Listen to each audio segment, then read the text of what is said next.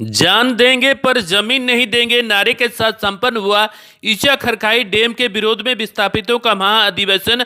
आंदोलनकारियों के द्वारा उड़ीसा के सीएम का पुतला दहन।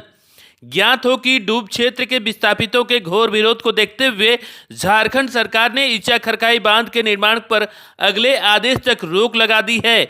बावजूद उसके निर्माणकर्ता दिलीप बिल्डकॉन के द्वारा चोरी छिपे बांध निर्माण के प्रयास के चलते ग्रामीण काफी गुस्से में हैं और इस बांध से प्रभावित होने वाले 126 गांव के ग्रामीण अब आर पार की लड़ाई लड़ने के मूड में नजर आने लगे हैं। इसी कड़ी में आज डूब क्षेत्र के मौदी गांव में हजारों ग्रामीण अपने पारंपरिक हथियारों के साथ जुटे और डैम निर्माणकर्ता दिलीप बिल्डकॉन तथा उड़ीसा के सीएम नवीन पटनायक का पुतला दहन किया।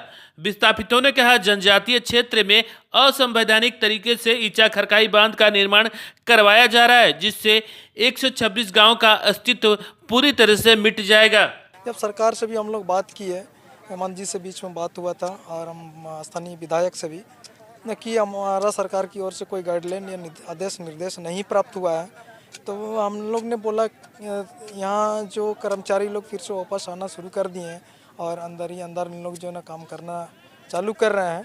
तो जब स्थगन हुआ है यहाँ तो काम नहीं होना चाहिए। हमारा संविधान के अनुच्छेद 25 जो है वो हमारा उपासना का अधिकार है।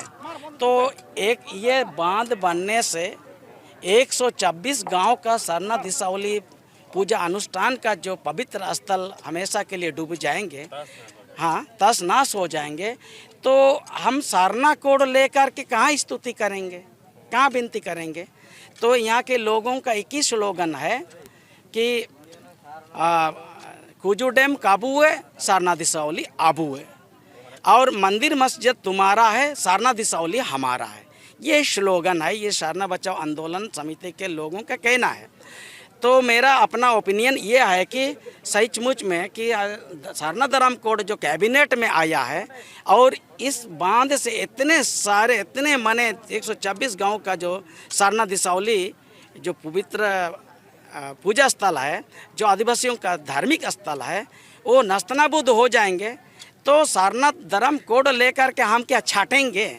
हम लोग अपना धर्म दस्तूर जैसे हम लोग का पूर्वज लोग जैसे बनाए हैं, हम लोग का रीति रिवाज उसको रख रखाव करने के लिए, हम लोग अपना अस्तित्व बचाव रखने के लिए हम लोग अपना जान भी देने के लिए तैयार हैं।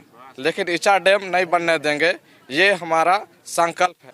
ये तो कंपनी ज़बरदस्ती कर रही है, हम लोग तो नहीं चाह रहे हैं कि यहाँ बने, क्योंकि यहाँ हम लोग 12वां सालों साल खेती होता है।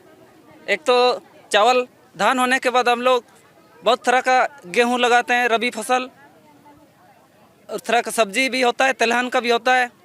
तो सरकार चाहती है कि यहाँ डैम बनने से सिंचाई का सुविधा होगा, लेकिन यहाँ का आदमी सब सिंचाई तो नहीं हो पाएगा, क्योंकि ज़मीन डूब जाएगा तो कहाँ सिंचाई होगा। सरकार को पता नहीं है कि यहाँ पर कितना कृषि योग्य ज़मीन है, तो कृषि योग्य ज़मीन पर तो डैम नहीं बनना चाहिए। उड़ीसा को फायदा होगा। हाँ, यह तो उड़ीसा को फायदा होगा, लेकिन हम लोग को भी फायदा होना चाहिए।